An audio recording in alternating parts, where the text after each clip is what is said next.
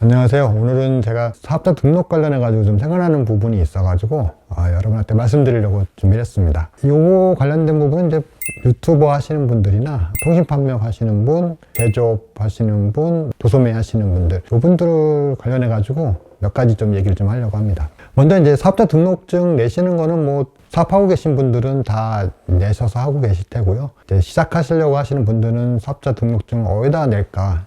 주소지를 어디로 하고 뭐 사무실을 어디로 얻을까 막 이런 것들을 좀 고민을 많이 하시잖아요. 그래서 그런 고민들 하실 때 처음으로 뭐 작은 규모로 이제 시작하시다 보면 이제 집으로도 사업자를 많이 내시고 이렇게 진행하시는데, 집으로 사업자가 되는 경우가 있고 또 안 되는 경우들도 좀 있고, 요즘에 공유 오피스나 비즈니스 센터나 이런 사무실들을 저렴하게 얻어서 하는 경우도 있는데, 그런 거에 관련해서 좀 주의할 부분들을 좀 한번 설명을 좀 해드리겠습니다. 우선 기본적으로 과세사업, 그러니까 사업자를 내고 사업을 하셔야지만 세금 신고에 가장 기본적인 게 이제 문제가 해결이 되는데요.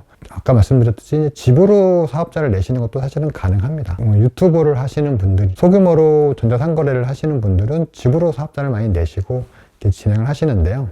간혹 이제 창업 감면이라는 부분 때문에 주소지를 어디로 할까 고민하시는 경우들이 좀 있으시거든요. 기본적으로 수도권 과밀억제권역 밖에서 창업을 하시면 해당 업종들, 특히 이제 전자상거래와 같은 부분, 그러니까 통신 판매업 하시는 분들의 경우에는 5년간 창업 감면 50% 소득세를 감면을 받을 수가 있기 때문에 주소지나 사업장 선택이 좀 중요한 경우들이 좀 있거든요. 특히 청년 창업의 경우, 만 34세 이하의 창업하시는 분들은 창업 감면을 100%까지 5년간 받을 수 있는 조건들이 되기 때문에 이 사업장에 대한 주소지가 좀 중요한 편이에요. 그러다 보니까 한동안은 실제로 거주하지 않으면서 공유 오피스에 대한 사업자 주소지만 넣고 비상주로 이제 사용하시는 경우들이 좀 많이 있었어요. 그래서 그런 부분들이 좀 너무 이렇게 보편화되다 보니까 작년 하반기에 세무서에서 이제 이 부분에 대해서 집중적으로 이제 단속을 하겠다라고 공표를 한 게 있거든요. 잠깐 보시면 창에 띄워드릴 텐데요. 국세청 공제감면을 악용한 조세회피 행위 뭐 이런 식으로 보도자료를 낸 게 작년 하반기 때 있었어요. 그래서 일부 유튜버나 이제 통신 판매업 하시는 분들이 창업 감면을 받기 위해서 실제로 사업장 주소 해당 지역이 아닌데도 불구하고 주소지만 수도권 과밀억제권역 밖, 주로 경기도나 인천, 송도 이렇게 그런 해당되는 지역들 쪽으로 많이 이렇게 사업자를 내다 보니까 그거에 대해서 좀 단속하겠다라고 나왔던 내용인데요. 뭐 일례로 경기도 용인시에 소지한 400평대 공유 오피스에는 약 1,400개의 사업자가 입주해 있었고, 송도에 소지한 400평대 규모의 공유 오피스도 1,300여 개의 사업자가 입주했다는 걸 이제 세무서가 판단을 하고 이 부분에 대해서 이제 조사를 나가겠다 뭐 했던 부분들이에요. 그래서 현재는 비상주 사무실을 내가 실질적으로 거기서 일을 하지 않으면서 주소지만 이제 창업 감면 대상 지역에 두시는 경우는 사실은 좀 위험하시고요. 뭐 내가 집이 인접해 있거나, 가령 김포는 창업 감면이 해당되는 지역인데 내가 김포에 바로 붙어 있는 고양시라든가 부천이라든가 이런 지역에 거주하시는 분들이라고 하면 사업장을 김포에다 내시는 게 출퇴근 거리도 가깝다고 하시면 훨씬 더 유리할 수가 있으니까 그런 경우는 이제 괜찮으신데, 김포에 사업장이 있는데 내가 뭐 저기 강동 쪽에 뭐 주소지가 있다거나 그렇다고 하시면 거리도 출퇴근할 수도 없는 거리에 사업장 주소지만 넣는 경우에는 사실은 좀 문제가 될 소지가 많이 있으니까 그렇게 운영하지는 않으시는 게 앞으로 좋으실 것 같고요.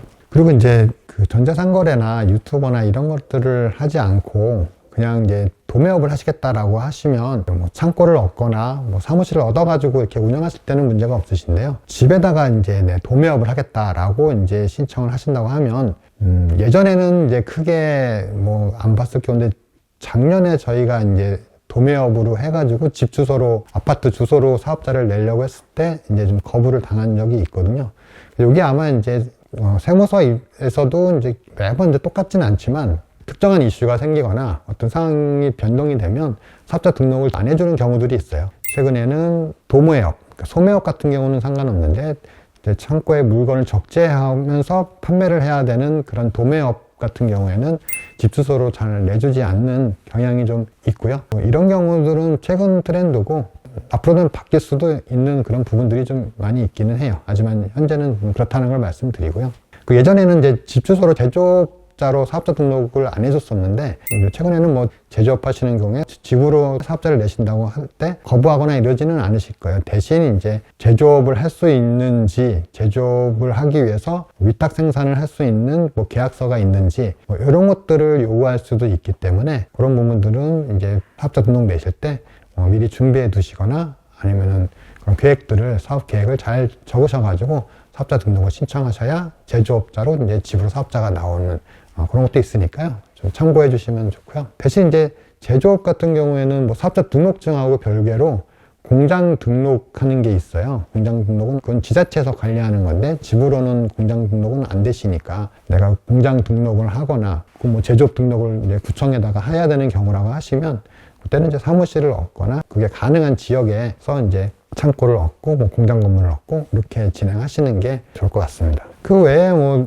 일반적으로 사업하시는 부분들은 뭐 음식점 같은 건 이제 매장을 구성하셔가지고 사업을 하시니까 크게 사업자 등록증 내실 때 문제되는 부분은 없으시고요. 아까 말씀드렸던 통신 판매업 하시거나 뭐 유튜브 하시거나 도매업으로 사업을 하시거나 제조로 사업을 하시는 분들은 이런 부분 좀 참고하셔가지고 사업자 등록 내실 때 좀 도움이 되셨으면 좋겠습니다.